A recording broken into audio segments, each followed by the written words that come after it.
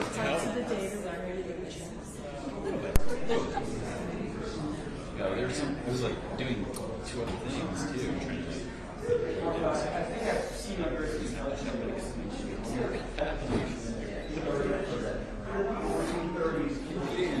Very short version. What is this? Second, that's the enforcement act. Oh, the actual act itself. So this is the statute book. Got it. Yeah. So.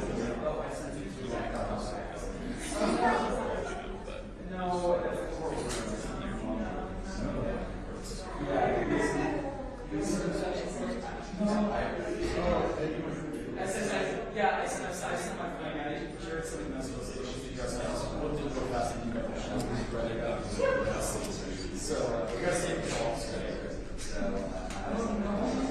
But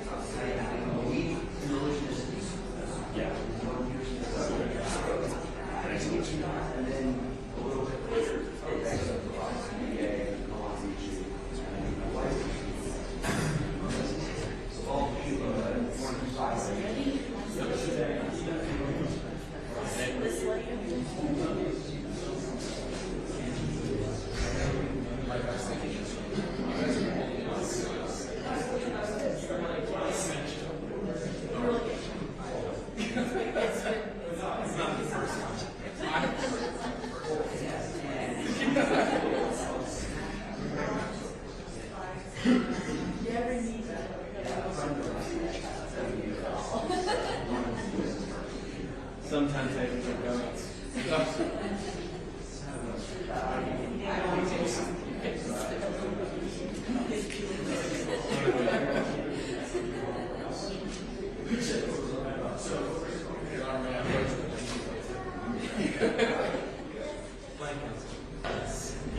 Insurance. We have to make sure.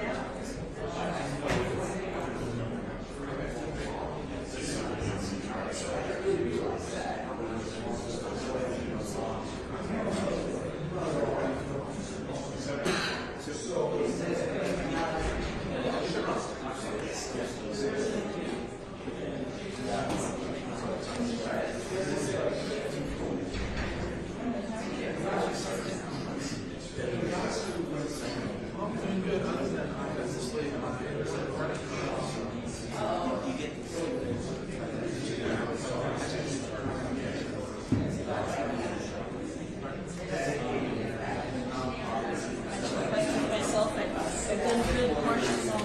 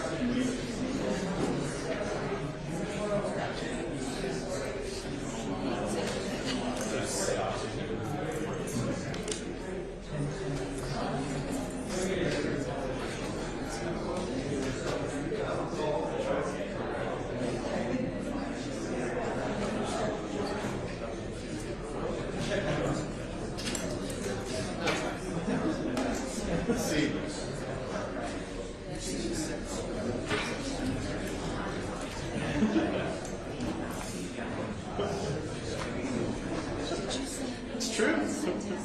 Wait, Grandpa, I don't know what you do. Oh, you're gonna be Grandpa. Dude, as a kid, old enough. She knows.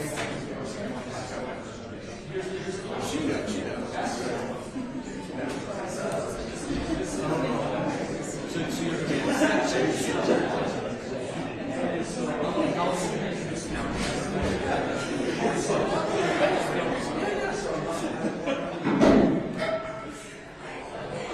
But the point stands. I know. It's still kind of crazy. It's still crazy.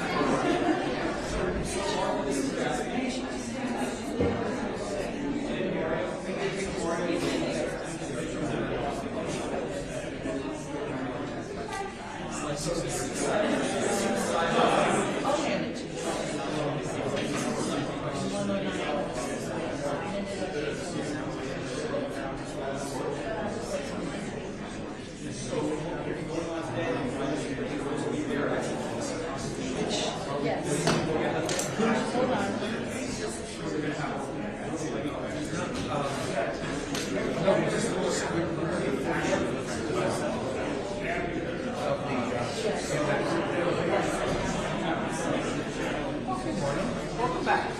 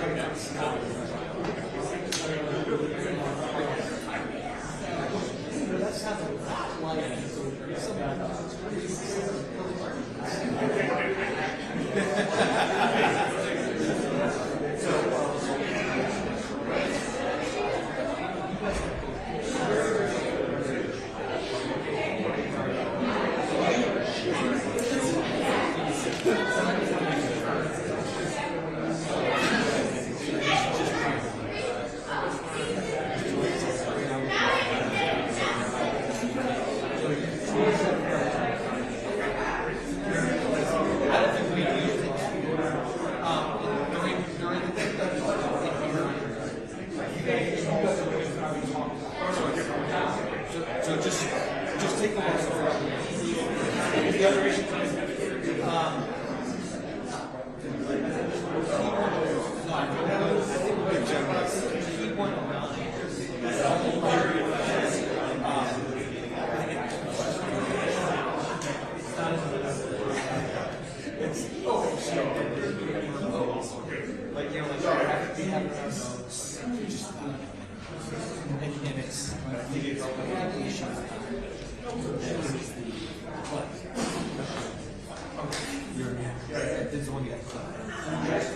which comes back to the issue of full, but from that beginning. So you guys were fine with it. We're not fine with it. There's no injustice. No offense. I appreciate that. I understand where you're coming from. Okay. And of course, so we have time and lots of stuff to do. Yeah. And then what we're going to do, we have some representation of our country stuff. So that's about the things that we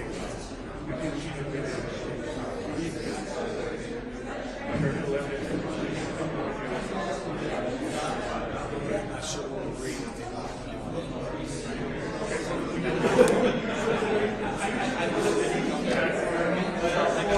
I don't know how the public react.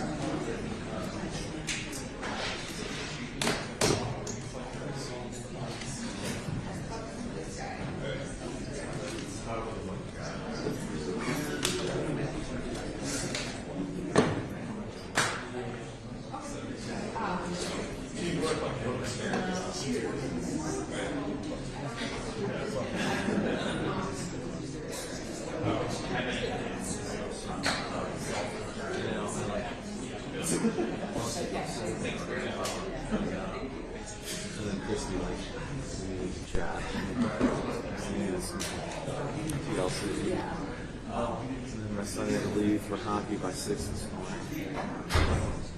My freaking cousin just she has no regulation. Yes.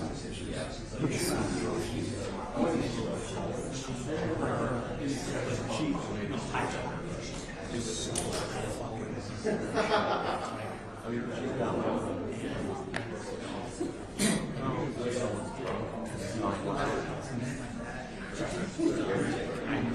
that's the way she's all the time. A flower is much regulation for the content. It's really not good.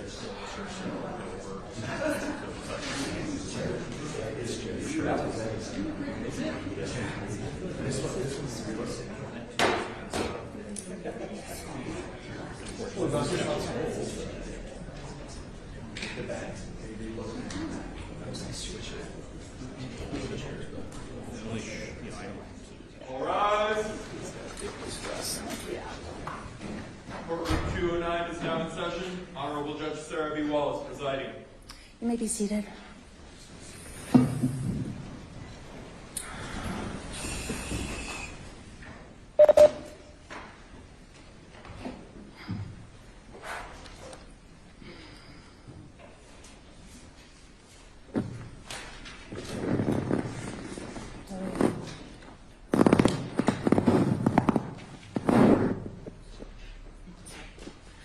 Always happy to have the camera on somebody other than me. Are the interveners ready to present their witness? Yes, Your Honor, we are. I understand, although I've not been privy to the conversations, there are some evidentiary issues to discuss. I don't know if you want to discuss them now or wait until a little bit later today, Your Honor. Do they have to do with Mr. Delahanty? I believe they do not. Your Honor, petitioners do have one issue related to Mr. Delahanty, just logistically, if I may, for a moment. Sure, sure. I didn't want to interrupt the direct testimony with extensive objections to Mr. Delahanty, but we do have objections to both his qualifications and his methodology under Rule 702, and we also object to much of his testimony as purely legal opinion rather than history or other helpful expertise. And we were wondering if we could just get a standing objection on those questions during direct examination and then renew those objections and request a ruling after that portion of cross-examination. Yeah, and probably most likely what I'll do is defer any 702 ruling until the findings of facts, conclusions of law that I'm going to be issuing. But I certainly want to allow you to make your record, but it's my intention to let Professor Delahanty testify. Understood. I didn't want to disrupt the proceedings with repeated objections, but I also want to make sure that we've preserved it. Yeah, no, so consider it preserved, and you're welcome to renew a 702 motion at the end of the proceedings today, but in all likelihood, I will just address that in conjunction with my final ruling. Understood, Your Honor. And if I may, for petitioners today, Jason Murray, Eric Olson, Martha Tierney, Mikkel Suss, Mario Nicholas, and Sean Grimsley. Okay. And why don't we start with an entry of appearance from the Colorado Republican Party? And we'll let... Good morning, Your Honor. Jane Raskin on behalf of the Republican State Central Committee. With me are Michael Alito, Nathan Mulker, Bob Miller. And well, why don't we take care of the respondents, and then you can introduce people and tell me what the other issue is we need to deal with. Good morning, Your Honor. Michael Kudlarczyk from the Attorney General's Office on behalf of the respondent, Jenna Griswold, Secretary of State in her official capacity. With me at council table is Jennifer Sullivan from the Attorney General's Office and Deputy Secretary of State Christopher Beal. Great, thank you. Thank you. Mr. Gessler? Good morning, Your Honor. Scott Gessler on behalf of President Trump. With me is Mr. Chris Halban. I don't know if his pro hoc vice has been finished. Except It has been. It has been, so I don't expect him to talk, but he may. Mr. Jeff Blue as well, Mr. Jacob Roth, and Mr. Justin North. And you had an evidentiary issue you wanted to address? I don't know if you want to address it now or a little bit later. I would defer to Mr. Blue. He's had those conversations with the opposing counsel. I think it makes sense to just go ahead with Professor Delahanty, and then we'll deal with these housekeeping items at the end of the day. Okay.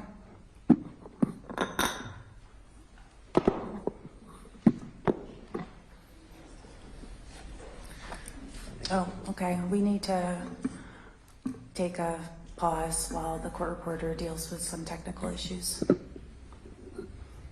I I know, Mr. Gessler, that you can appreciate technical issues. I can truly empathize, Your Honor. You don't think I should blame Mr. Gessler for that, Mr. Blue? You don't think I should blame Mr. Gessler for the technical issues? I try to take responsibility for myself. Blame the associate.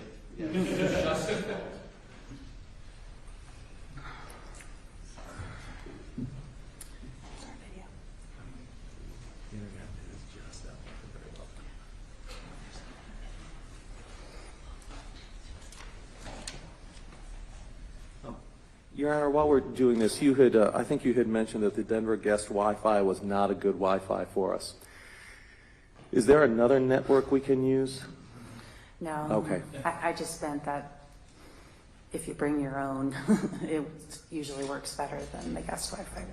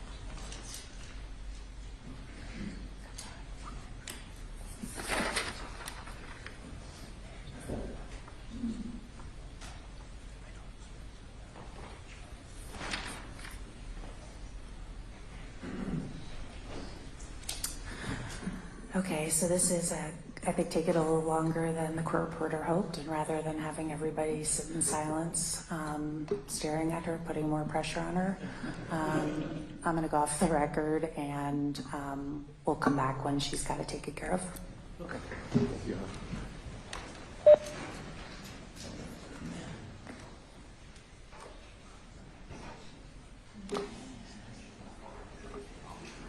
Yeah.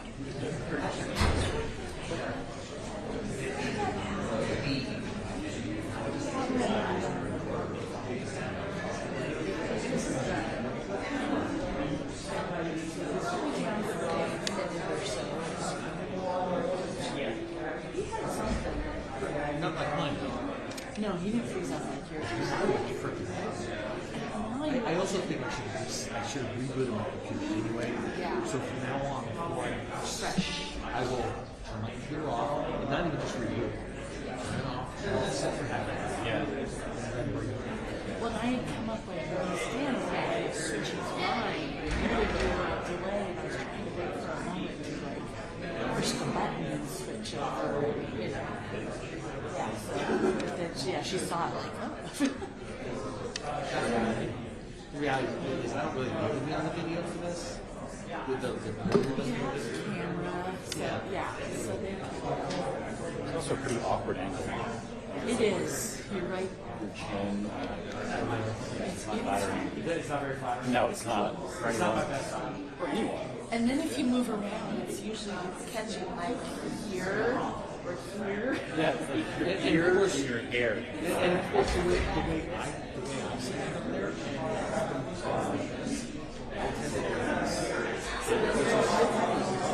And there's like when they run theirs, you know, as they move back and forth, they always catch like your ears.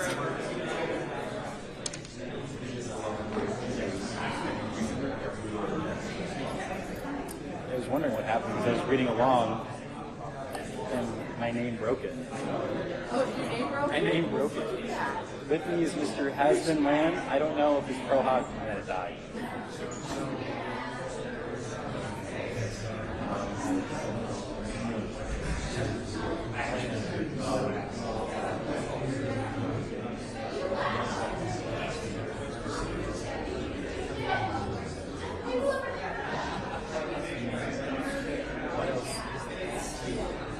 Like the whole point of being a lawyer is looking at great documents.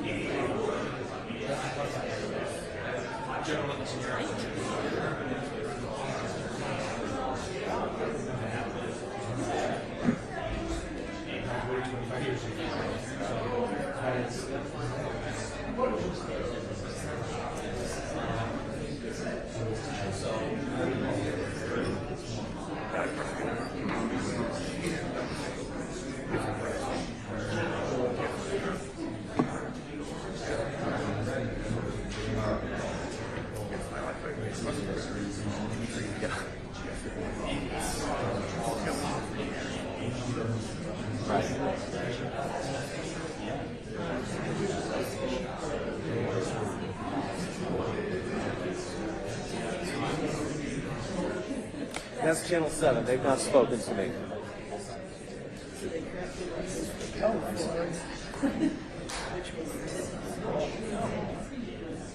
We've got plenty of time today. We're not in a rush today. Ahead of schedule.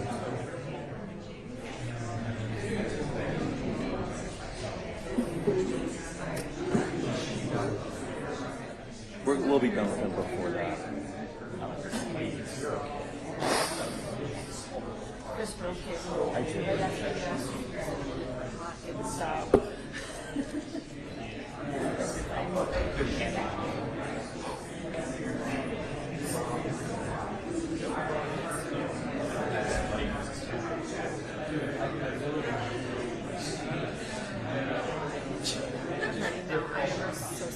Today? Oh, did you? Oh, did you? I didn't see it. Oh.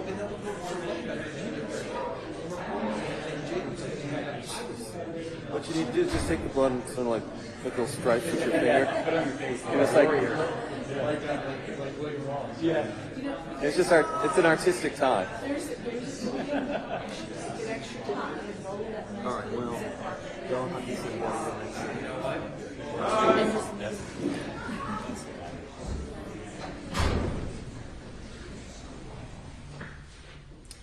Be seated.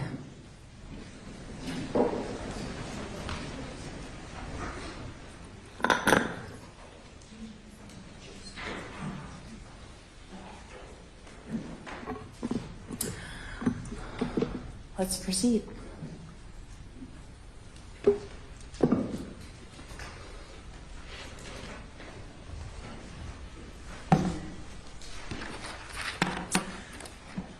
Thank you, Your Honor. For our next witness, we will call Mr. Robert Delahunty.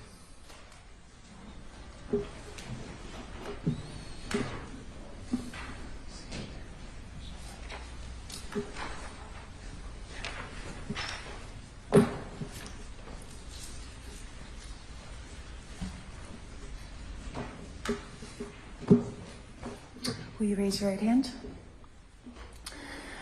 Do you solemnly swear under the penalty of perjury that the testimony you will give this court is the truth, the whole truth, and nothing but the truth? I do. Great. Have a seat and just make sure to speak into the microphone.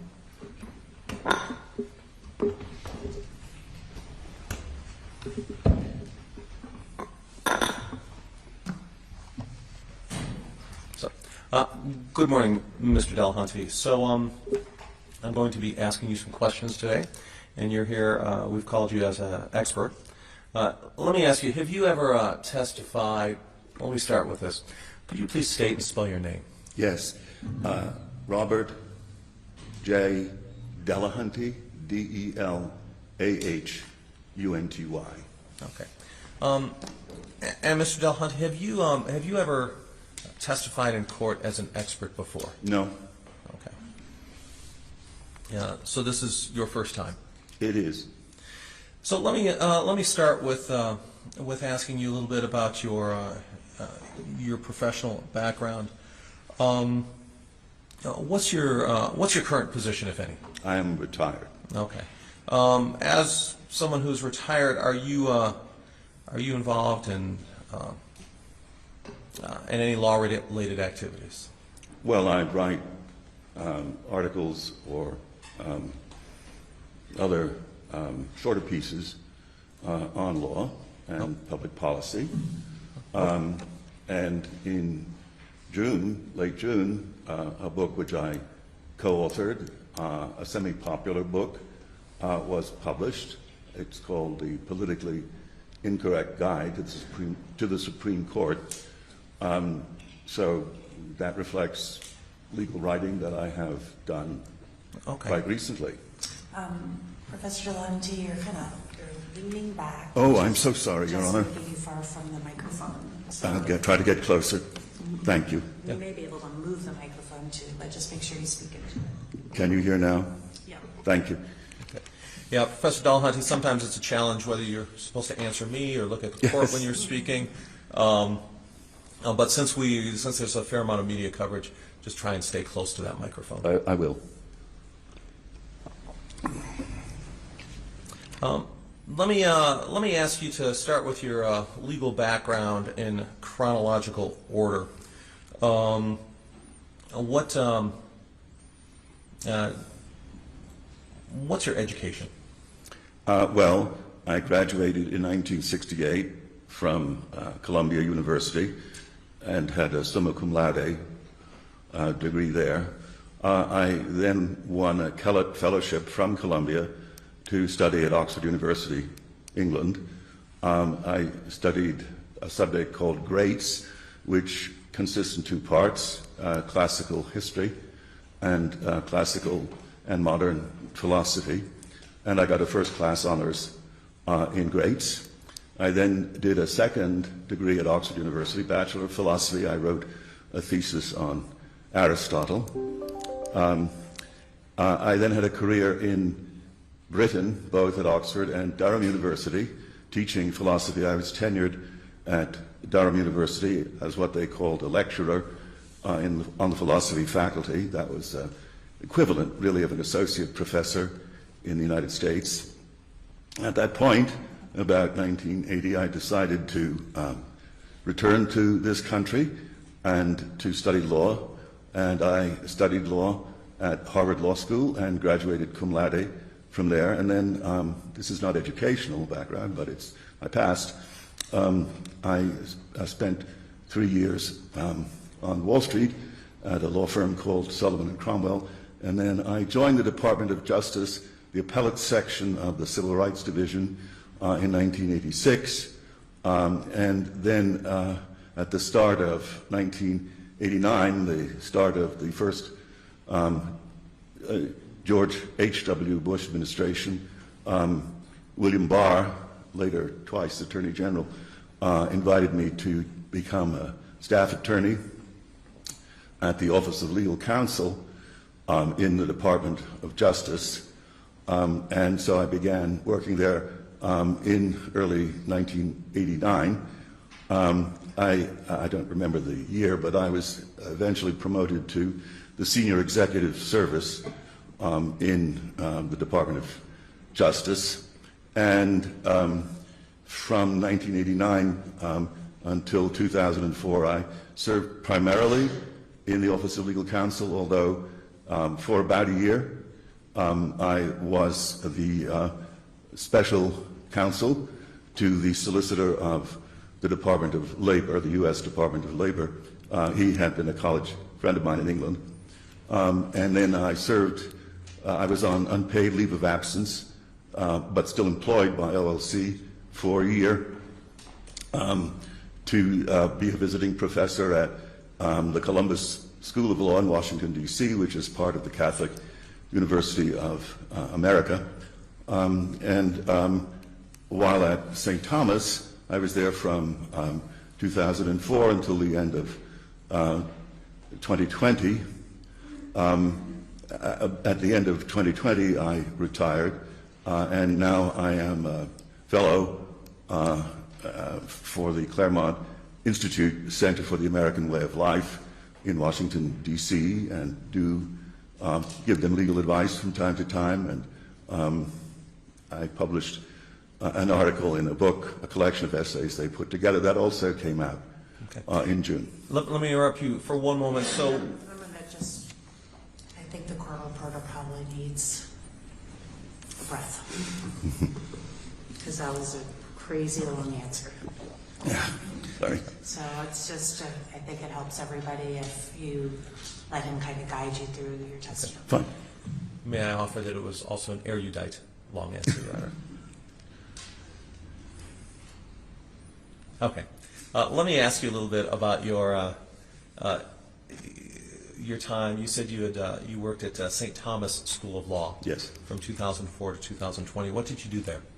I taught constitutional law, and every year I was there. I'm not absolutely certain that I did or did not teach it in the year I was on, half year I was on sabbatical, but constitutional law, including, of course, the 14th Amendment, that in fact was the centerpiece of my teaching. And I taught public international law, and one term I gave a seminar on the law of genocide, which is international law. Okay. During your time in any of these positions, and it looks as though you spent most of your, or a large portion of your career, large chunks, at both the Officer of Legal Counsel at the Department of Justice as well as St. Thomas School of Law. Did you have an opportunity to work with historical documents? Oh, yes, indeed. Can you describe some of that? Well, I could go on, I hope not too much, but let me give you maybe 3 examples. One of the first assignments I had in the appellate section of the Civil Rights Division of Justice, this would have been about 1986, was to do research into the Civil Rights Act of 1866, which is now codified as section,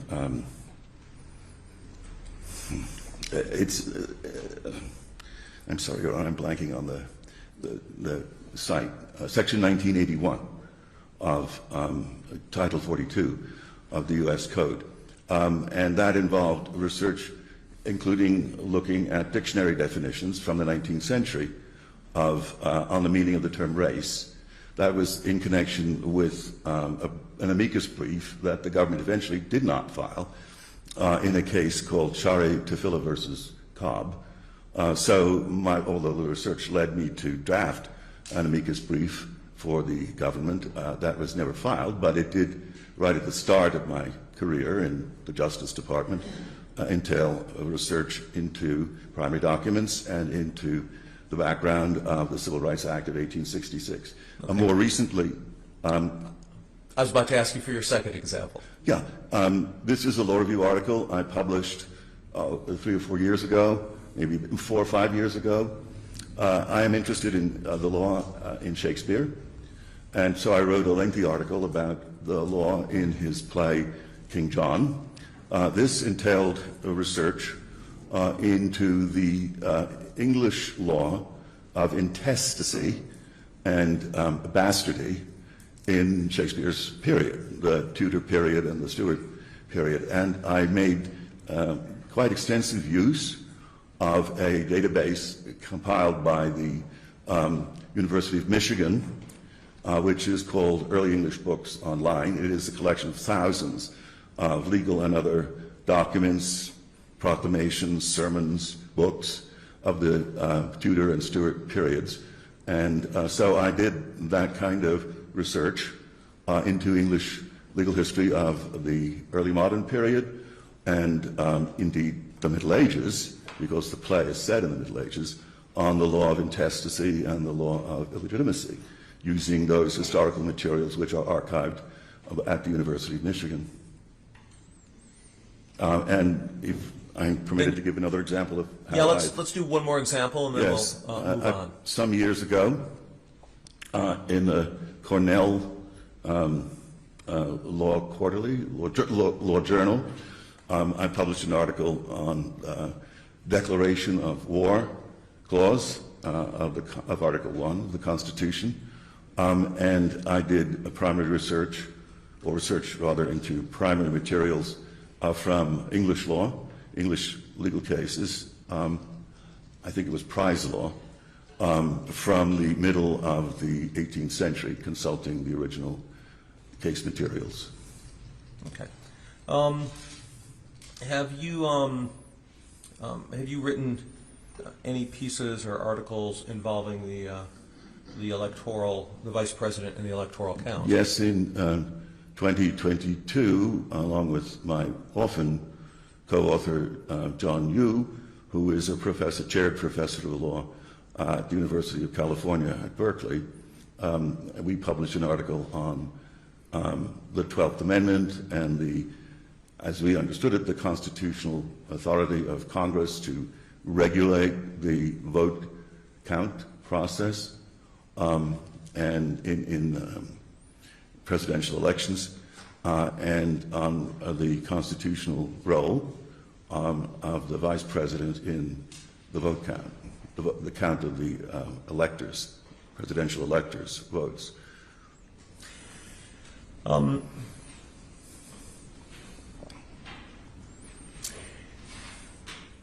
Incidentally, that also involved research into materials from the early republic. Okay. Your Honor, to be frank here, we had prepared to provide extensive testimony on Mr. Delahunty's background, but in light of your earlier ruling and to keep the proceedings moving, at this point I would proffer Mr. Delahunty as an expert in the use of historical documents, legal historical documents, and interpretation of legal statutes arising from that historical analysis on constitutional issues. And Your Honor, we would ask that you defer a ruling until we have a chance to explore those subjects on cross.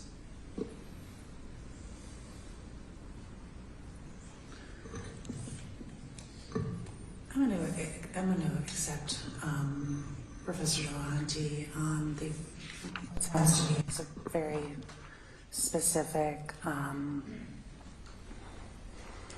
subject, which is the use of historical documents and interpretation of legal statutes arising from historical analysis on constitutional issues. He was a law professor for 16 years and had a lengthy career before then.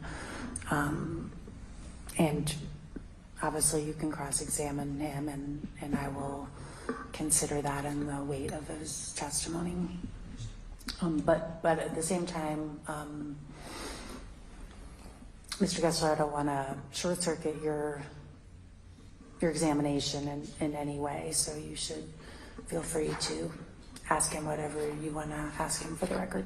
Thank you, Your Honor. Your Honor, I would like to clarify legal interpretation of statutes as well as constitutional provisions. Okay.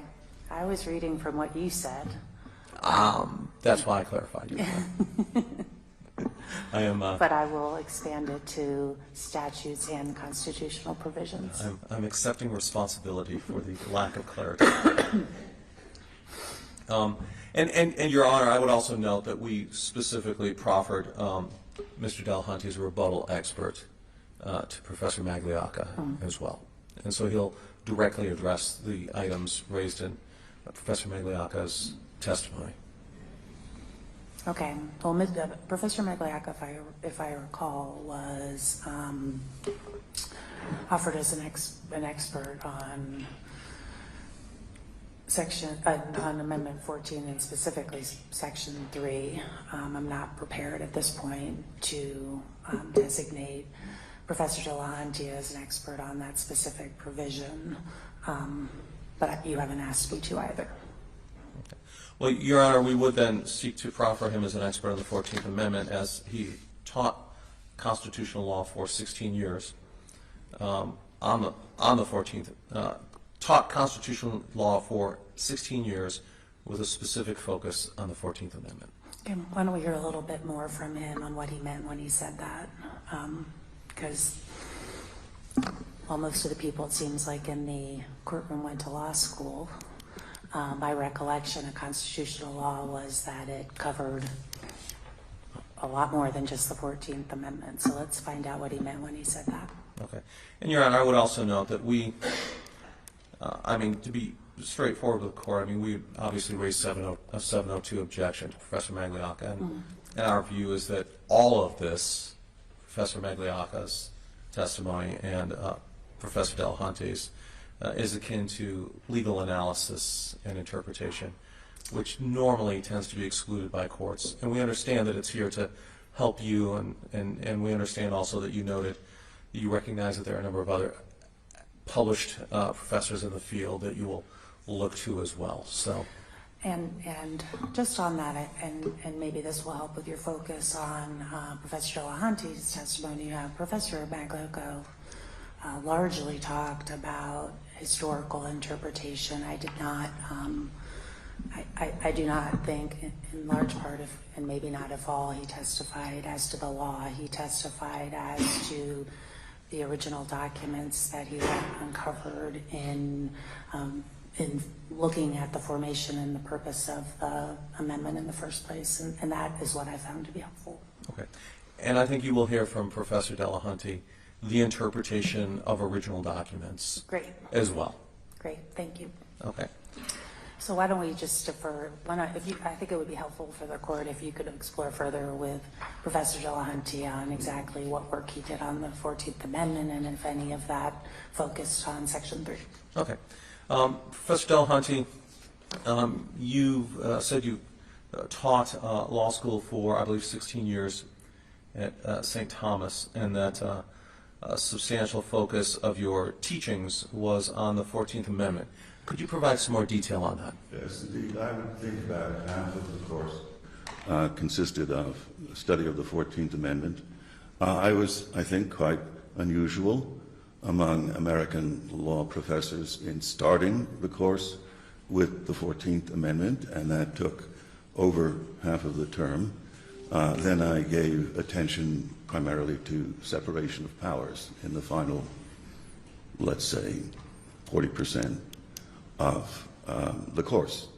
And I focused on the 14th Amendment because I agree with the view that it was a second founding, constitutionally speaking, and it was also the focus of a lot of contemporary discussion and litigation, and I wanted to make sure my students were quite well aware of what it meant, what its origins were. I was, I think, again, pretty unusual among American constitutional law teachers in discussing in some depth, actually, the Dred Scott case as a background to the ratification of the 14th Amendment and how parts of Section 1 of that amendment were framed against the backdrop and in reaction to the Dred Scott decision. Most constitutional law professors, I think, don't discuss the Dred Scott case, but I did.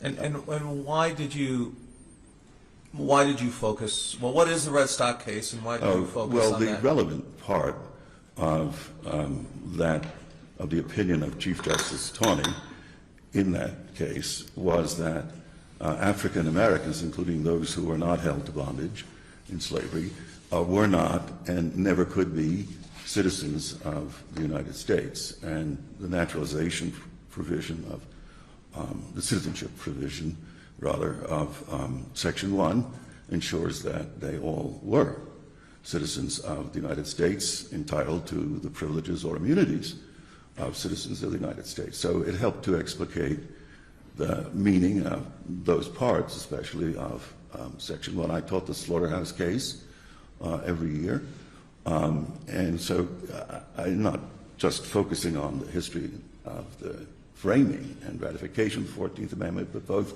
the case law, Supreme Court case law, before it and after. Did you also, as part of your course, introduce or teach your students how to view and interpret and analyze historical documents? Well, the Slaughterhouse case is itself a historical document, as is the Dred Scott case. So yes, in that sense, yes. But this was not a course in legal history. It was a course in constitutional law. It wasn't a course in historical scholarship generally, or even in legal historical scholarship. It was a course largely, mainly dedicated to explicating the meaning of the 14th Amendment. Okay. Did you introduce some elements of historical legal scholarship to your students, and I'll ask you the next question after that. Not that I recall, no. Okay. In preparing your courses, did you engage in historical scholarship, looking at some of the history of documents surrounding the formation and ratification of the 14th Amendment? Well, I think only to the extent I've already explained. Okay. I did not, that I recall, drill into the ratification or framing of the 14th Amendment. No. Okay. This was a first-year law student course. I'm sorry, was I? This was a course for first-year law students, and I did not go into. I discussed the Civil Rights Act of 1866. I don't know if that would count in answering you or not, but yes, things like that. Okay. Your Honor, I would renew my proffer. Does that answer your questions? Your Honor, we would continue to object. Teaching a first-year law school course does not mean that he's made contributions to the scholarly literature on the history of the 14th Amendment and Section 3 in particular.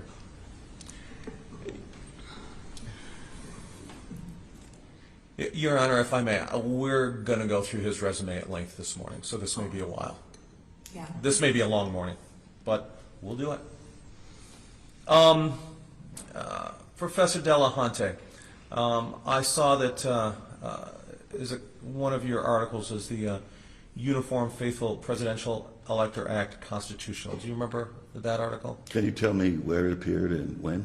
It was Cardozo Law School online publication in 2016. Oh, yes. Yes, I remember that appeared. Okay. Can you tell us about your work on that particular case? Well, that particular article, I'm sorry. That particular article, it involved going into the meaning of what counted as an elector in the framing of the original Constitution, and whether electors, as understood at that period in 1787, were considered to be people who had essentially unfettered freedom to decide whom to vote for as a leading figure in the state. So, for example, I found that the King of England was an elector for the Emperor of the Holy Roman Empire, and the framers, as subjects of the King of England before the American Revolution, were probably aware of the king's role as an elector. He was not just the King of England, he was the King of Hanover in Germany, and as such he counted as an elector for the empire. My conclusion broadly was that presidential electors in this country had the freedom to vote for a candidate whom they were not pledged to support. In other words, that they were not bound by state restrictions on their ability as presidential electors to select the candidate who best suited, who in their judgment was best suited to be the president. That view, which was really based on original materials, was rejected by the U.S. Supreme Court in the Ciaffalo case, which upheld the binding quality of the pledges electors made to vote in a certain way, but it was an attempt to clarify, using contemporary dictionaries and so forth, the meaning of what an elector was in the electoral colleges. Okay. I saw that you also wrote an article on who counts the 12th Amendment and the Vice President and the Electoral Count. I think we'd spoken a little bit about that. Can you tell me what that was about and use, if any, of historical documents and scholarship? Well, there was extensive use of historical materials, both from the framing period in 1787 and much later, and it wasn't just documents, it was historical practice, such as the role the Vice President had played in the electoral vote count of when John Adams was in the chair and had been George Washington's Vice President, and then when Thomas Jefferson, as Vice President, also oversaw the electoral vote count. They both assumed they had authority to admit or reject contended votes. Okay. You also wrote an article, it looks back in 2006, entitled Executive Power versus International Law. Can you tell me a little bit about that? Honestly, I don't remember that one. It was, as is the tradition, I think, at OLC, I was certainly steeped in that culture, a defense of presidential power, executive power in wartime. It's been a long while since I looked at that or thought about that. I think, however, it made a reference to the prize cases, which is one of the cases that is helpful in construing Section 3 of the 14th Amendment. Okay. Let me ask you this. In your work, have you, let me, before I go there, you said you spent time in the Office of Legal Counsel, correct? Yes. What were your duties or activities there? Essentially preparing legal opinions primarily on constitutional law and reviewing bills before Congress to determine whether, in the view of the executive branch, the bills included unconstitutional provisions. Okay. Did you have an opportunity to work with historical documents in those instances? Yes. Describe what that, an example, or what that process might look like. Well, I remember one frantic weekend when I had to write an opinion on the constitutional validity of President Clinton's appointment of a member of Congress to be our first ambassador to Vietnam since the war in Vietnam had ended, and that involved looking at historical practice and opinions going back, as I recollect, at least as far as James Madison. Okay. But it was, how shall I say, the meat and potatoes of OLC and my work, therefore, to opine on constitutional questions across the board. Okay. In your work, have you spent time looking at and analyzing records of congressional proceedings? Yes. Okay. So are you familiar with congressional reporters? Yes. As they were developed then? Yes. Okay. In your work, have you spent time, and if you can describe this, working with historical legal opinions? Oh, yes. Have you spent time working with sort of the congressional debate issues and historical legal cases from the 19th century. Yes. Can you speak on Yes, that? yes. Okay. Have you spent time over your years of experience working with contemporaneous reports on congressional and public debates involving constitutional issues? Yes. Okay. I think you testified, but I want to confirm, have you spent time analyzing and researching and reviewing historical definitions of words and phrases? Oh, yes, yes. Have you spent time looking at sort of historical executive orders and statements as an aid to interpretation of law? Yes. Okay. Now you reviewed, if I correct, the congressional debates or records of congressional debates, historical cases, contemporaneous debates, dictionary definitions, and executive orders in rendering your opinion on the Section 3 of the 14th Amendment. Is that correct? I'm sorry, could you repeat that? That was a very long question. Yes.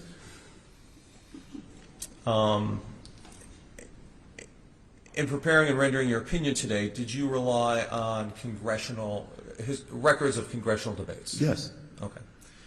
And do the records of congressional debates for Amendment 14, Section 3, do they differ in an approach or quality or in any way that you may be able to describe from congressional records used to interpret other constitutional provisions?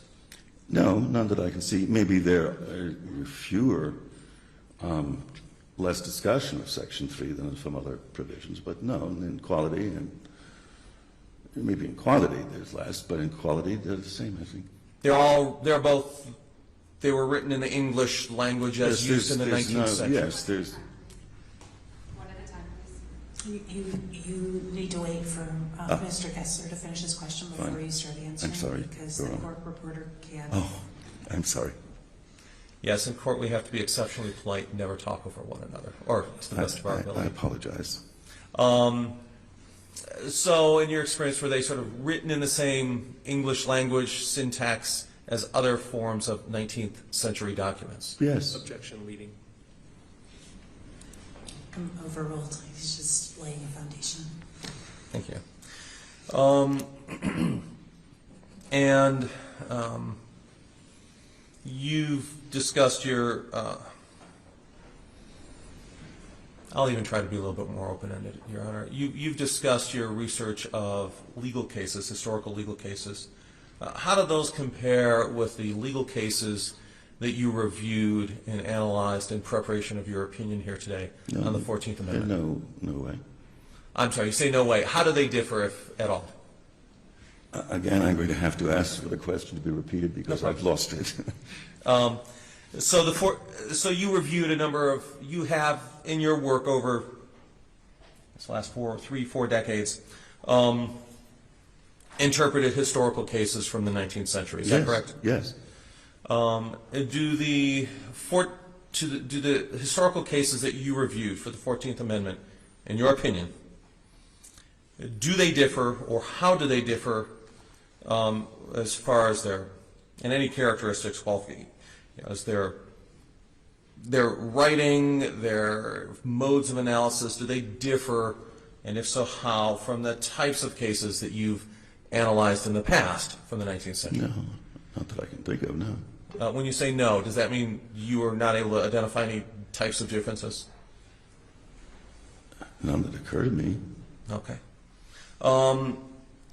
In looking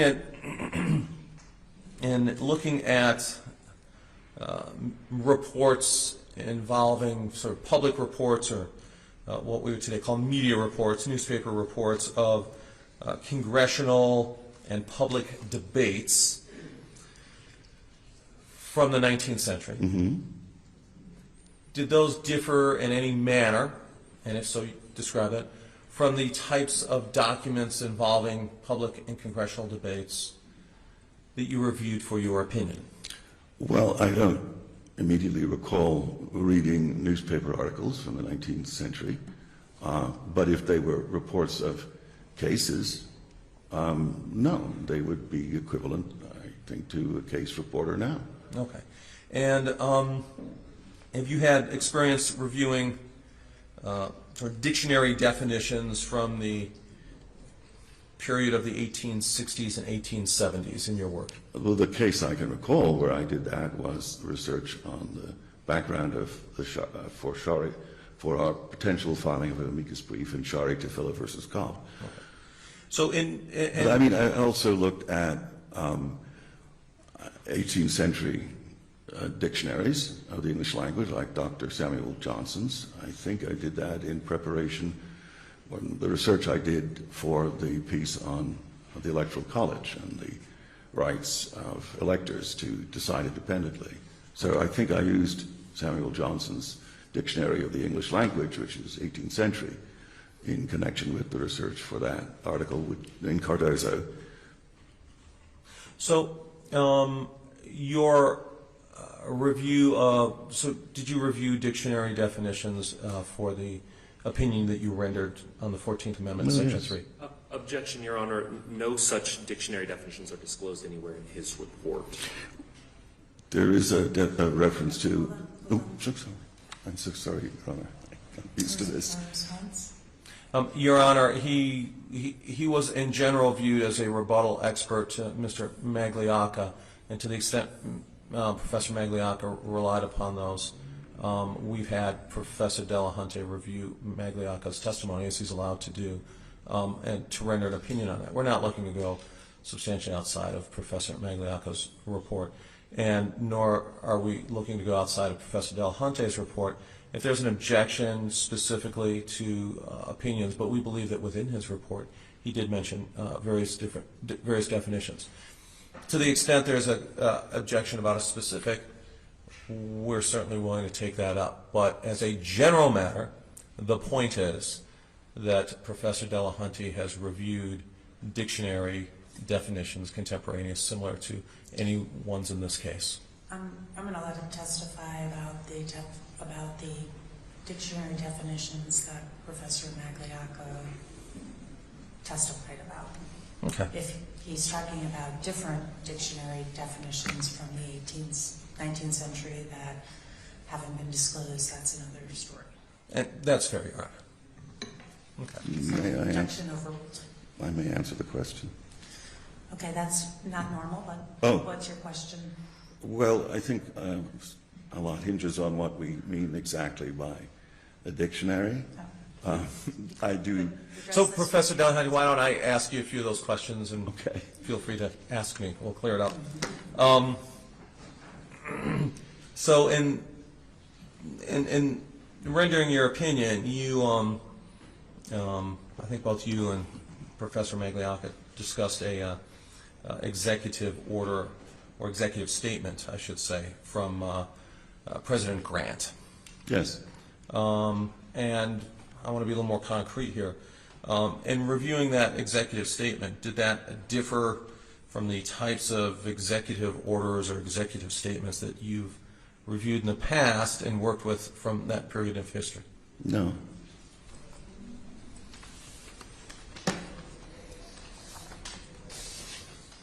Your Honor, I would renew my proffer. We would renew our objection. Okay, I'm not sure he's already been endorsed as an expert on constitutional law and the application of historical documents to 19th century statute and constitutional provisions. So I'm not sure he needs to be designated as an expert on Section 3, because I'm going to let him testify about what he did regarding Section 3. I don't think that, unlike Professor Magliocca, who has clearly, spent years studying it and is an expert on Section 3, I don't think he is, but I don't think it matters, because what he's done is he's looked at historical documents, which he is an expert in, and is going to hopefully testify as to what his findings were using that expertise regarding Section 3. Your Honor, we endorse that perspective. I don't know if I can ask to have it admitted to evidence, but we endorse it, Your Honor. Okay. Let's talk about the substance of your opinion, Professor. And did you listen to or review Professor Magliacca's expert testimony on Wednesday? I did. The live stream testimony, yes. I have both watched it and read the preliminary transcript of it. Okay.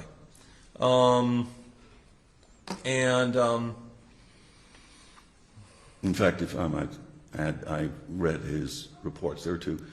I've read them very closely and several times. Okay. And so are you prepared to respond to or comment on his analysis? Yes. Okay.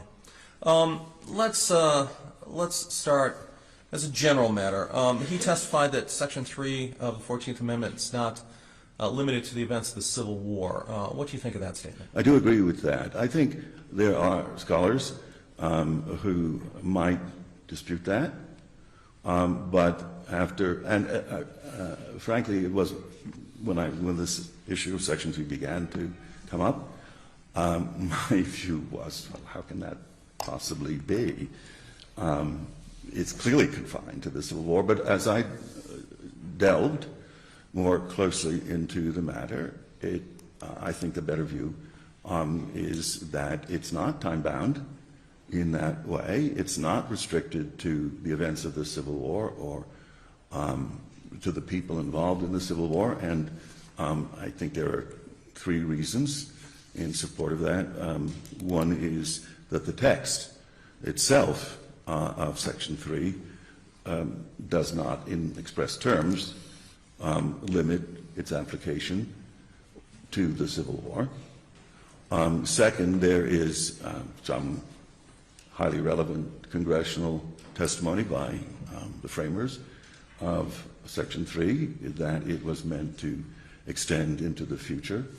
And third, the practice, although limited, has been to extend it, apply it to events involving people who had no role whatever in the Civil War. Okay. Mr. Gessler, can we just take a slight pause? I want to talk to the court reporter for a second. Okay. Do you want us to take a 5-minute break, Your Honor, or just? That's fine. Okay.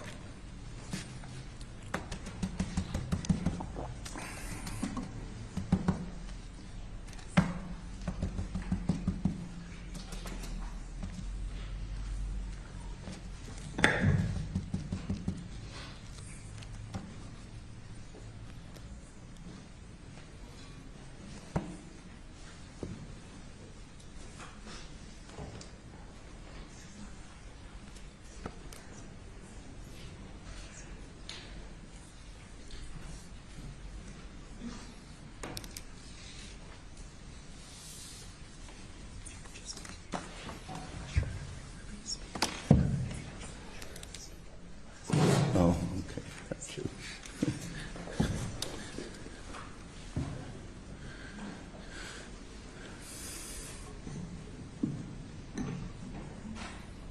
I'm just trying to get reconnected to the real time, so it kind of helps me to make sure that I'm following what the professor's saying.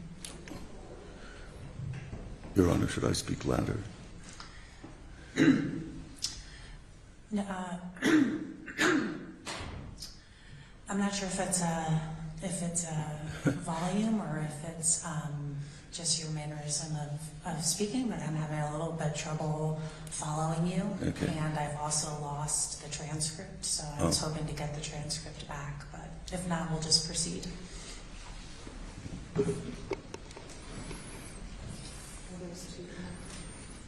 Nobody's connected.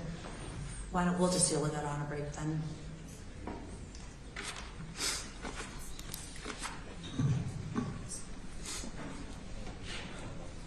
Sorry for the interruption.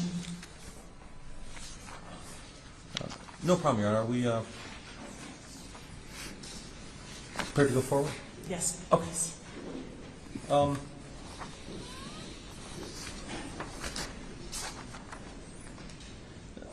So Professor Delahunty, I want to talk a little bit, we're just going to dive into some of the main subjects here. I want to talk about the definition of insurrection.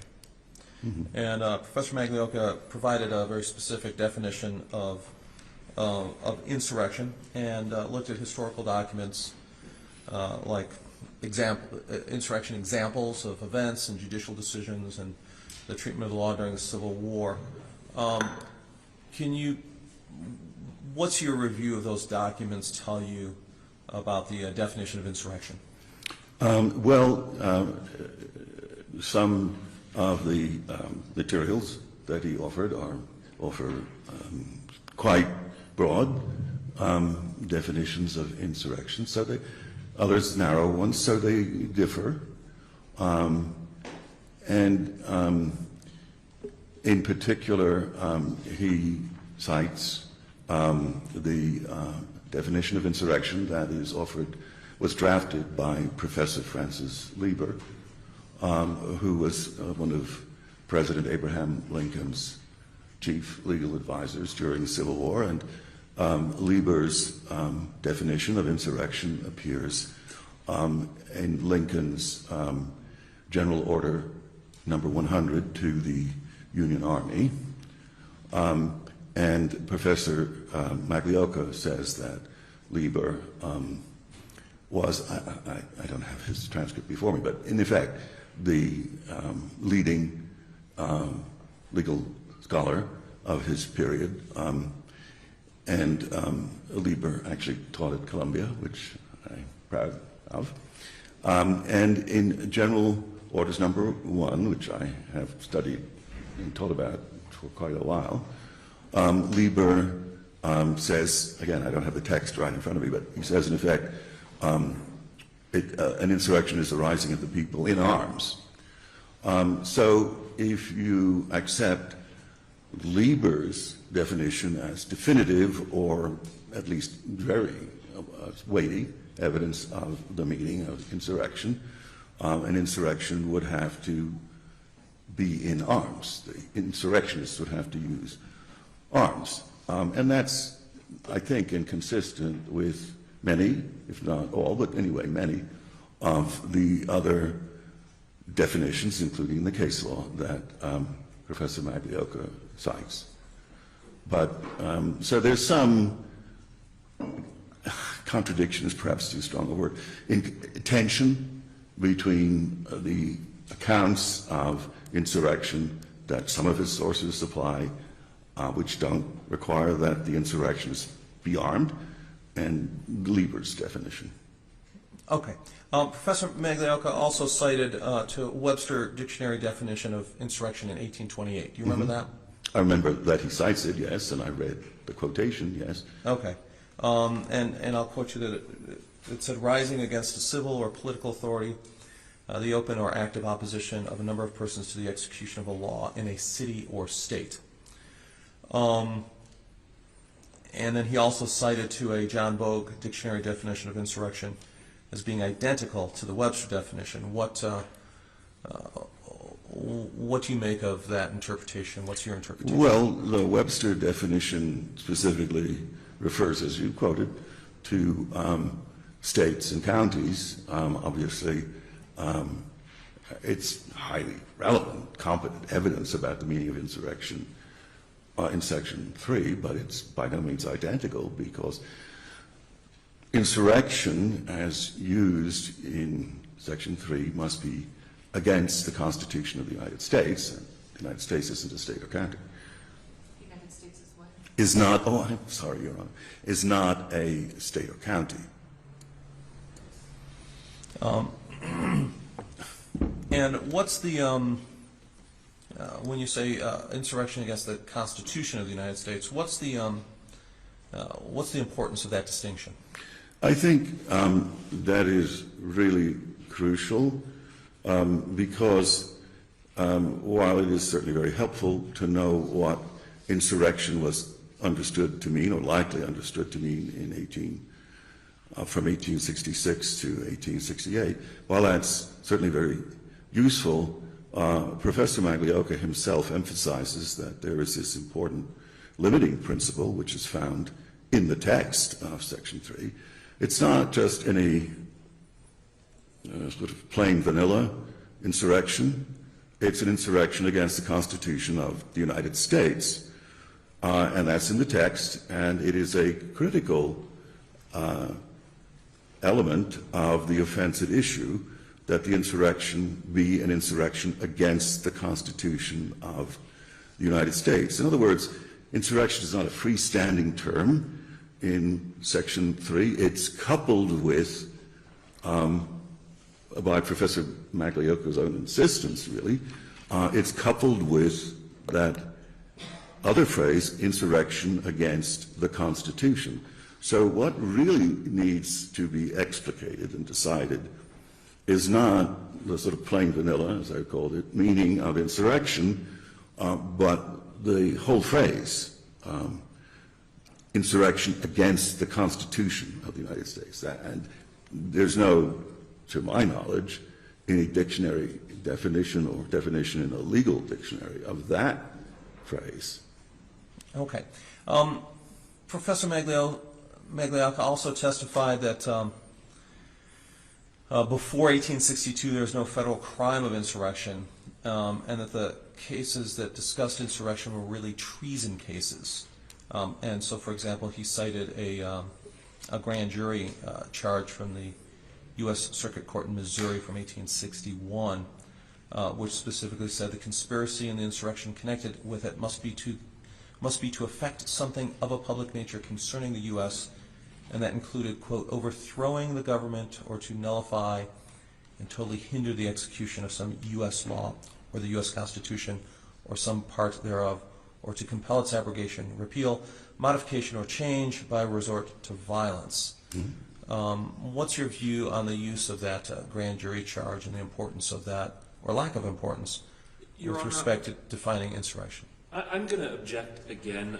They've had Professor Maglioca's report in this case for about a month before they submitted the rebuttal report in this case, and the rebuttal report in this case did not discuss any of these sources. I'm going to overrule the objection. I am though going to ask Mr. Gessler, when you read from... Be slower. Be slower for the court reporter. Just got that right. I'm sorry, Your Honor. I'll calm down and work at being slower. My apologies. You're both offending you both are now hard to understand and hard to report for the court reporter. I think it's just the slowness of the internet connection, Your Honor. No, I'm sorry. I'll work on that. So I think you probably need to repeat the question. So, Professor Delahunty, I gave you a very long quote from a grand jury charge from Missouri. Yes. Do you need me to repeat that, or are you able to? If you could give it to me in more abbreviated form. I'm familiar with the Justice Catron's discussion of the meaning of insurrection, quoted by Professor Maglioca. So it says the conspiracy and the insurrection connected with it must be to effect something of a public nature, and it included overthrowing the government to nullify and totally hinder the execution of a law, constitution, some part of it, or to compel its abrogation, repeal, modification, or change by a resort to violence. What do you think of that use of that sort of historical document? I think it's relevant to discussing the meaning of insurrection as understood, as that term was understood in the immediate run-up to the Civil War. It is helpful in that connection, especially because it comes not from a state court or a lower federal court, but from a justice of the U.S. Supreme Court. And how does that definition compare with other definitions that Professor Maglioca testified to? Well, I can't remember in detail the other definitions. Their framing, their phrasing. He says that it's relevant to understanding Section 3. It is. And is it consistent with other definitions from roughly the middle of the late 19th century? I think it's certainly not in contradiction with them, except Lieber. No, it's not even in contradiction with Lieber, because I think at the very end he talks about violence. So, is it a more sweeping definition than some of the other definitions that you review? Probably. I mean, something of a public nature is pretty broad. Okay.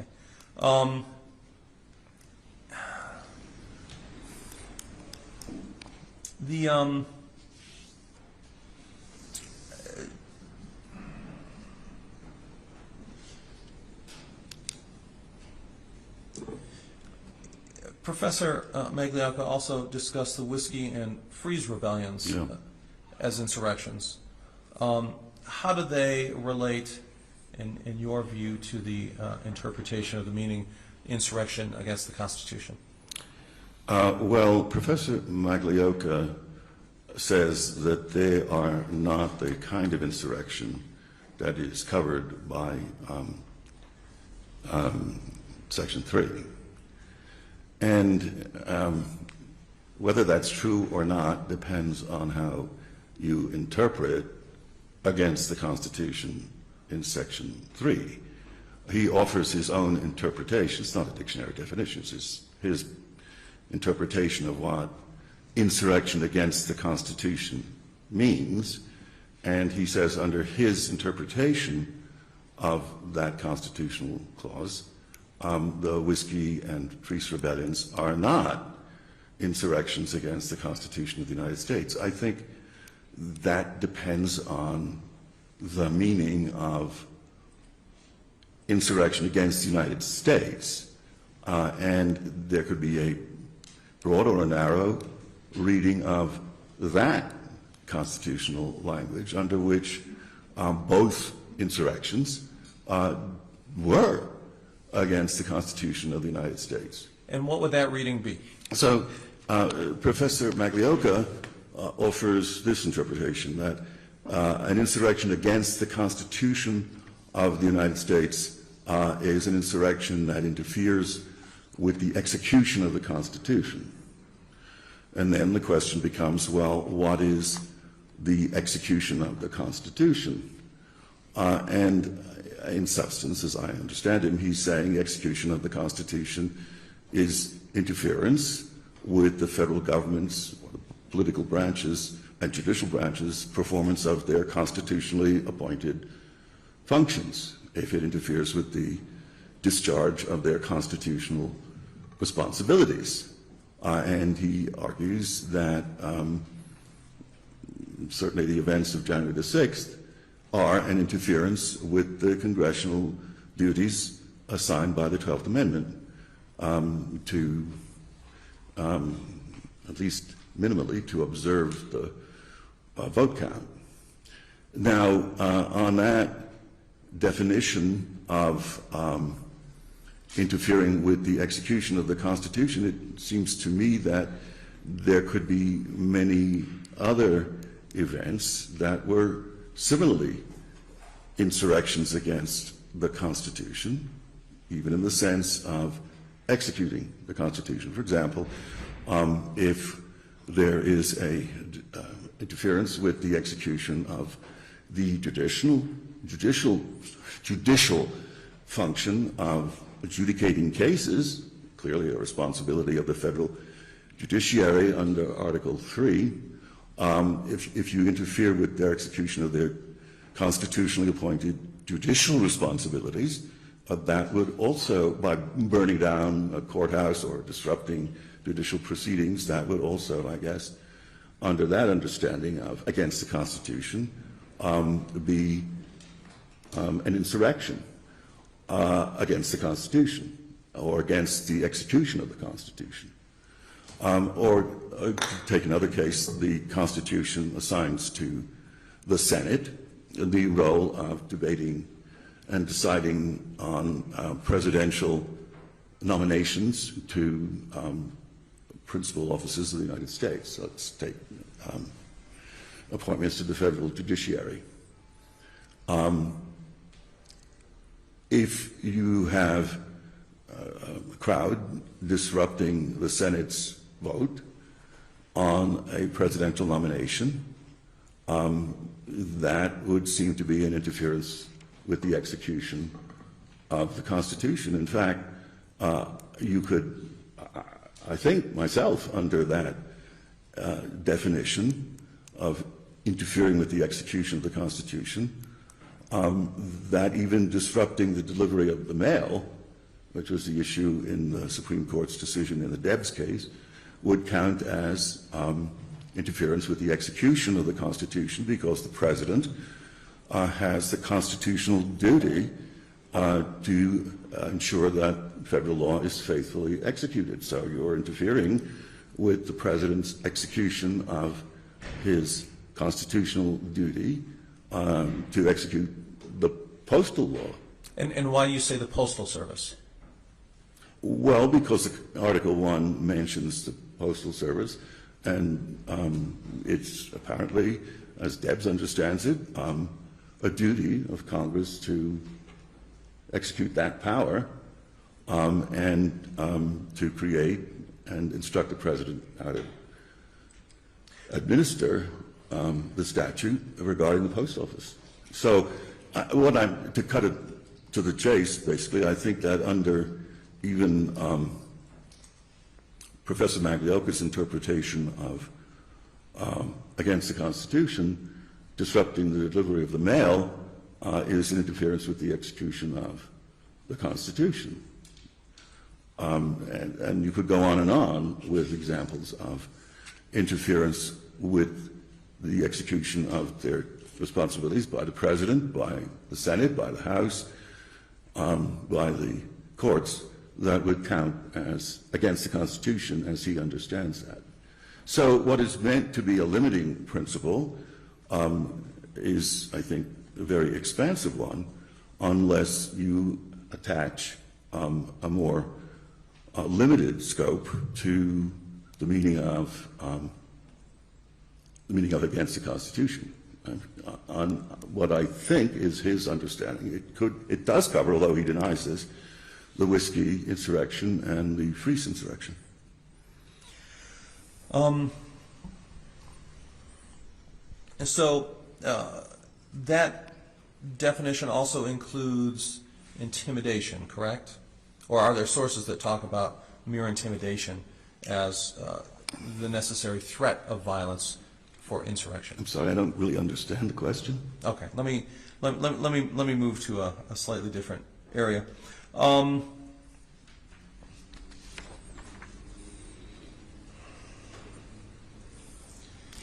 going to just ask you a question. So, as I understand it, what you're saying is that if you take Professor Maglioca's interpretation of what insurrection is simply that it could just apply to a litany of different things. Yes. Really, almost all, if not all, interferences with the execution of the duties of the President, the Senate, the House, and the federal judiciary. It is a limit. I assume we'll get to what he thinks the definition, what he thinks it should be. To the extent that's possible, yes, Your Honor, from the texts. Let me ask you this. Professor Maglioca also testified that the shall have engaged in insurrection or rebellion language means any voluntary act in furtherance of an insurrection against the Constitution, including words of incitement. And he based this on judicial decisions and a U.S. Attorney General opinion of Attorney General Stansbury. What's your opinion on that, on the use of Stansbury's opinion in defining what insurrection is? I would have three thoughts, I guess, about that part of Professor Maglioca's testimony and report. First of all, I would say it's a linguistic point. I think engage in insurrection has a more restricted meaning than he supposes. Let me give you, this is sort of, speakers of the English language, I think, would think this. If we use a phrase like engage in hostilities, we probably have in mind combat, not the preparatory actions that would go with engaging in hostilities. I think intuitively we would distinguish engaging in hostilities from engaging in incitement, let's say, to hostilities. So that's just a linguistic point. But the backdrop to the Constitution's Section 3's use of engaging in insurrection, part of it is the Second Confiscation Act, which I think Professor Magliocca cites, which itself distinguishes between various preparatory or accompaniments of engaging in insurrection or rebellion and engaging itself. That's the language of the Second Confiscation Act. And so the Act distinguishes between, let's say, inciting an insurrection or rebellion versus engaging in it. The Congress had that template before it and cut out, or at least didn't include, all this other language. And in Section 3, it narrows it to engaging in insurrection or rebellion, which I think very strongly suggests that it was not covering the same class of activities as the Second Confiscation Act did. So engaging in insurrection in Section 3 has a narrower meaning than the comprehensive, sweeping account of the activities associated with insurrection or rebellion that you see listed, enumerated in the Second Confiscation Act. I agree with Professor Magliocca that Attorney General Stanbury's two interpretations of statutes, in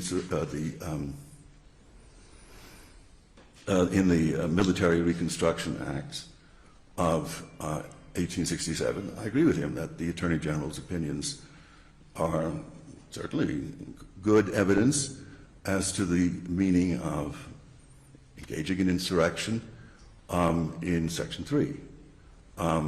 They were opinions that were written while Section 3 was being debated and in the process of ratification. Stanbury actually has a section in the first of his opinions dealing with the statutory language of what it means to engage in insurrection. So that's contemporaneous. It's from a high officer of the executive branch. It is about a statute, but it sheds light on what engaging in insurrection means for Section 3 purposes. And looking at the Stanbury opinions, what's your view on how he defined insurrection and its application to Amendment 14, Section 3? So I think Professor Magliocca under-describes what Attorney General Stanbury is writing about. When in the first of these two opinions on the Military Reconstruction Acts, in the first of them, Stanbury has a section called something like engaging in insurrection and rebellion. Well, I think it's actually called engaging, anyway, it's about engaging in rebellion or insurrection. So Stanbury says, okay, this is what he's going to explicate, this language in the statute. And he starts by saying that engaging in there you have to distinguish between active and passive engagement, participation in rebellion. Stanbury is here primarily addressing what it means to engage in rebellion, not insurrection. So you have to start, Stanbury says, by distinguishing between active and passive participation. And passive participation in rebellion doesn't count under the statute. So that's his first sort of distinction. Then he says there's a distinction to be drawn between voluntary and compulsory or involuntary participation in the rebellion. So not only does the participation have to be active, but it has to be voluntary. If you are coerced to assist the rebellion, that doesn't bring you within the meaning of the statute. So one distinction, active-passive, to voluntary or compelled. And then he has a third distinction between participation in an official capacity and participation in a purely individual capacity. And he has a pretty extensive discussion, Stanbury does, of what official, voluntary, active participation in a rebellion would be. That would include things like being the so-called Confederate States ambassador to France, okay? That clearly is not being a combatant, right? But then there's also a discussion of what it means to participate in rebellion in an individual capacity.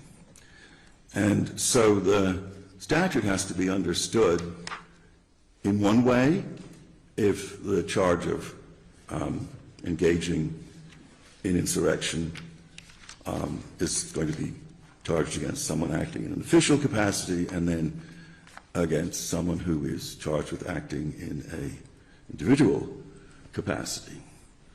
So to bring you under the statute, if you were acting in an individual capacity, would seem to require different tests from acting in an official capacity. And okay, let's talk about President Trump. One thing, if you just map on the interpretation Stanbury offers of I'm going to object to any opinion as to what President Trump did or did not do as both undisclosed and outside the scope of his expertise. I don't know what he was going to say, but I'm going to sustain that objection. Okay. Okay. Let me ask you about Stansbury's definitions as well. You said he was... Could we go back? Can I just ask a question? Sure. You kept referring to the statute. What was... It's the Military Reconstruction Act. Okay, and that's what Stansbury is... Yes, yes. Or sometimes called the Reconstruction Act. I think that's probably the more common. And you said Stansbury was talking or opining about rebellion primarily. Primarily, yes. Can you talk a little bit more about the differences, both in his analysis, rebellion versus insurrection, and how that applies to Section 3 of the 14th Amendment? Well, most of Stanbury's discussion, in the first opinion at least, is about the meaning of engaging in rebellion. And why does that matter? Well, it's not directly on point as to what engaging in insurrection means under the statute. It certainly sheds light. I'm not disputing that. I'm just saying it's not directly about engaging in insurrection under the statute. So it's certainly helpful. But to cut to the chase, I'm not sure that everything that Stansbury says in connection with engaging in rebellion carries over automatically to engaging in insurrection, the statute, which carries over automatically into the meaning of engaging in insurrection, Section 3. These are all steps in a process. And then if someone charged with engaging in insurrection, it would have to be determined whether that engagement was in an official capacity or an individual capacity. So as applied to someone, you would have to ask whether that engagement on his or her part was in an official capacity or an individual capacity, which could be quite problematic to decide legally. And why is that? How would Stansbury's opinion, to the extent it's possible to determine, apply to activity in a individual versus official capacity? Well, this is all sort of uncharted territory, but not everything that Professor Maglioka says about Stansbury's opinion, when he quotes from it quite at length, not everything he says immediately translates into every single case. You'd have to decide whether the language he quotes about engaging in rebellion in an official capacity also carries over to whether that is true of someone who engages in insurrection in an individual capacity. So before applying his account, Stansbury's account, you'd have to decide, is this person acting in an individual capacity or not? Is he or she acting individually? And does that matter? Does everything Stansbury says about engaging in rebellion in an official capacity immediately carry over into such engagement in an individual capacity? So construing Stansbury is quite difficult in itself, let alone reading whatever he says about the statute into Section 3. So, did Stansbury provide standards or guidance as to exactly what constitutes or what type of liability attaches for actions in an individual capacity with respect to rebellion? No, I don't think he talks about, at least not in the part headed engagement in, I don't think he talks about the liability to which one is exposed. No. He offers examples, I think, more than standards about how to apply the statutory term. But he doesn't discuss the liability to which you're, not in that part, doesn't discuss the liability to which someone who is found to have engaged in insurrection is exposed. Does he discuss exactly how to determine whether a person has engaged in rebellion when they're acting in their individual capacity? He does discuss that, and I don't recall exactly the language, but if we just focused on that part of Stansbury's opinion, you'd have to make the threshold decision whether individual capacity or official capacity applies here, but he does offer some language about how you have engaged in rebellion in individual capacity. Yes, what that language is, I don't have directly in hand, but okay. Now he also, Professor Maglioka also compared the Stansbury opinions to the Worthy cases from the Worthy case from North Carolina, right. And he said that they were the definition for engaging in an insurrection was the same in the Stansbury opinions and the Worthy case from North Carolina. What's your opinion on that? Well, Stansbury is talking about a statutory term, and the North Carolina opinion, the Worthy case, is talking about Section 3. And tell me about the Worthy case. When you say it talks about Section 3, that was a North Carolina state case, correct? Right. Yes. And it's decided under a state statute that incorporates Section 3 by reference and applies it. The North Carolina had operationalized the enforcement of Section 3, at least as to state officials and state officers, not to federal officers or federal officers or officers. It's relevant to understand. I don't think it's relevant to understanding what engaging in rebellion or insurrection means in the Constitution in Section 3. And why is that? More, why well, don't you think it's really more relevant.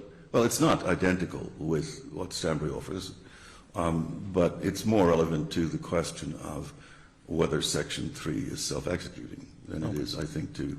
If it says the same thing as Stanbury, then it doesn't carry the ball further. Okay.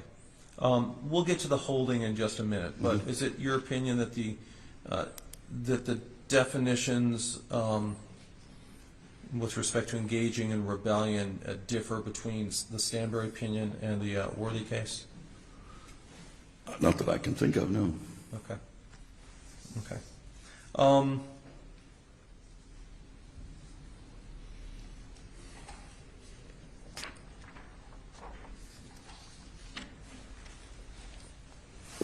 Excuse me, may I just get a little more water? Go ahead.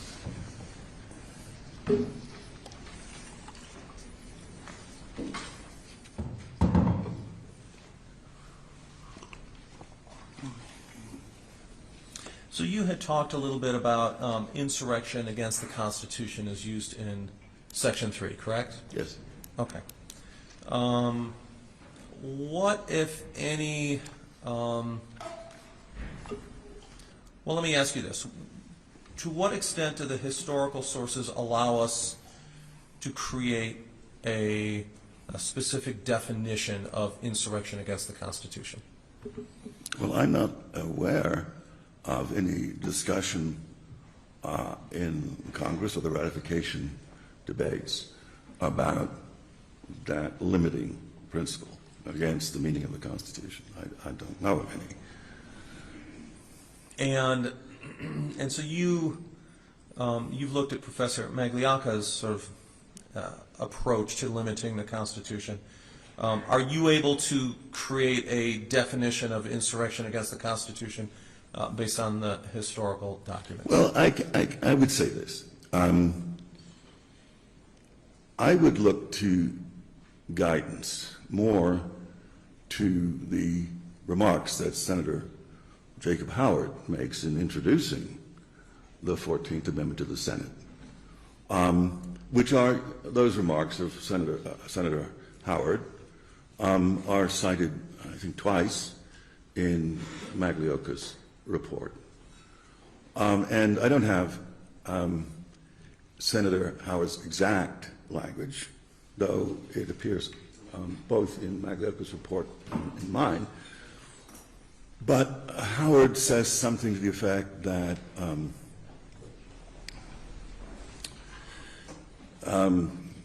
this section of the Constitution is meant to cover actions, to sanction actions that acts that are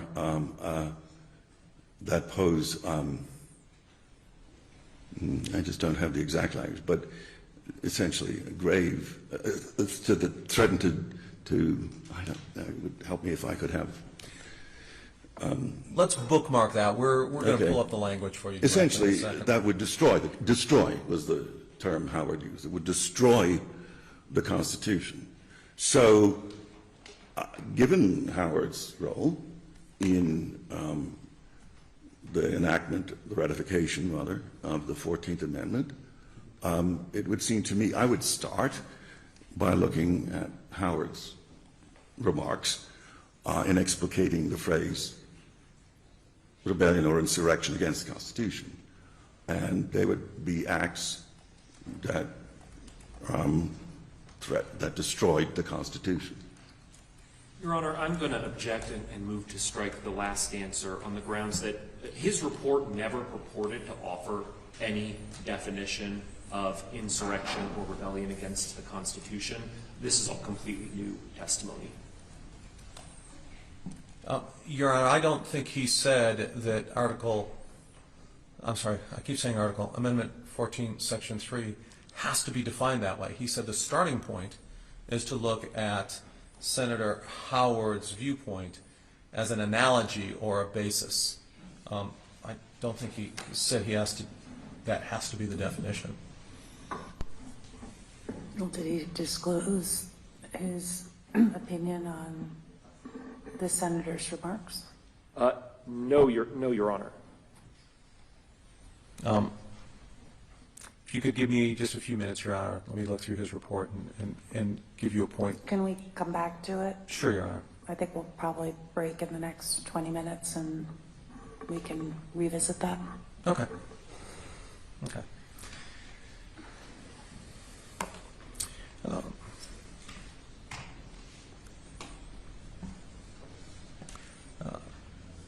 Professor Delahunty, why, we won't discuss Senator Howard's remarks at the moment, but why would you start from that as a foundation, looking at the remarks of a congressional debate? Same objection. Well, I don't think he's offering a different definition.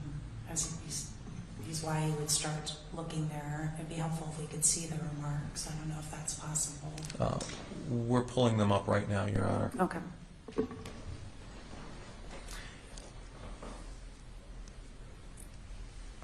We may even have them.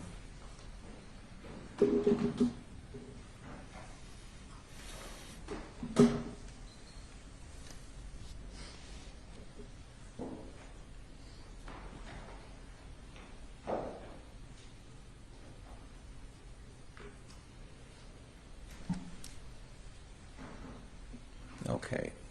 Can we scroll down to the part where he makes specific remarks?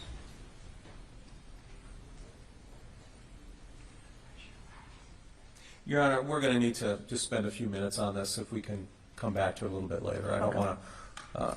I mean, in general, it's been a little bit difficult to follow what he's talking about because he's talking about kind of things that we can't see. So to the extent that we can see the remarks that he's talking about, etc., definitely would be helpful to the court. Okay. Your Honor, may I propose a morning break? That'll give us a little bit of time. Sure. Why don't we just break till 10:30 and come back to it?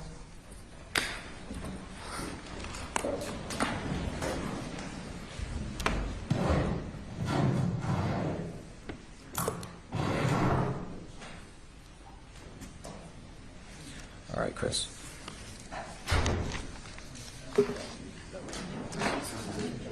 Three punch note papers, or are they all? Chris. Sean, oh. They'll have you right now. Would you pull up the line he needs to go to for Howard's remarks, for Stansbury, and then... No, I just wanted to grab a couple of pieces. He just... I'm sorry? Let's find it. Yeah.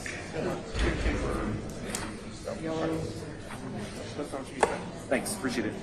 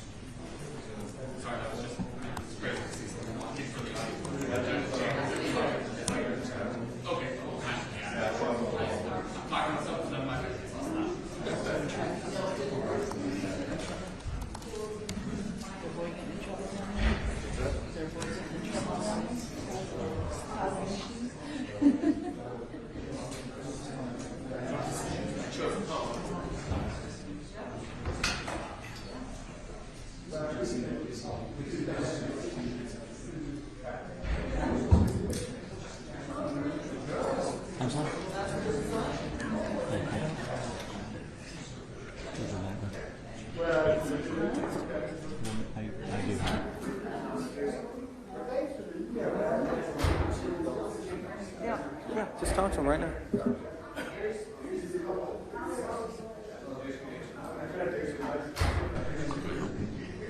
I don't know right now. He's doing that. It's difficult. If there's anything I do, just let me know. Okay.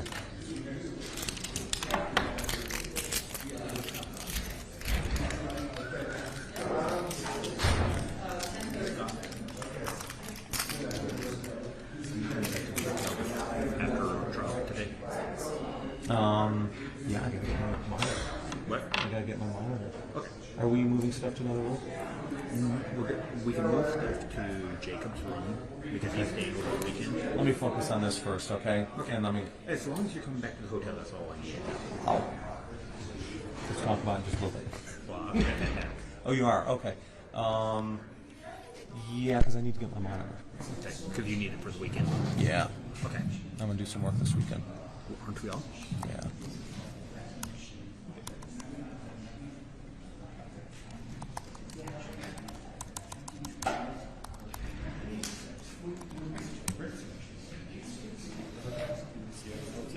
You got all your stuff out of your mouth?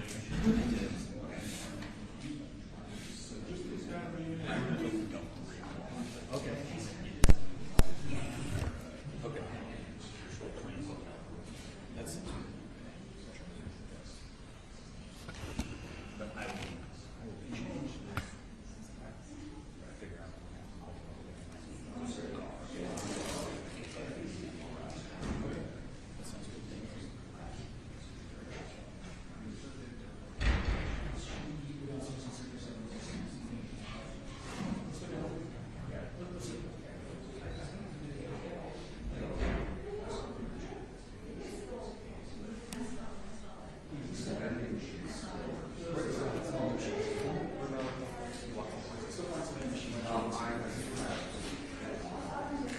Oh, yes. Mario has some snacks. Does anyone have like a?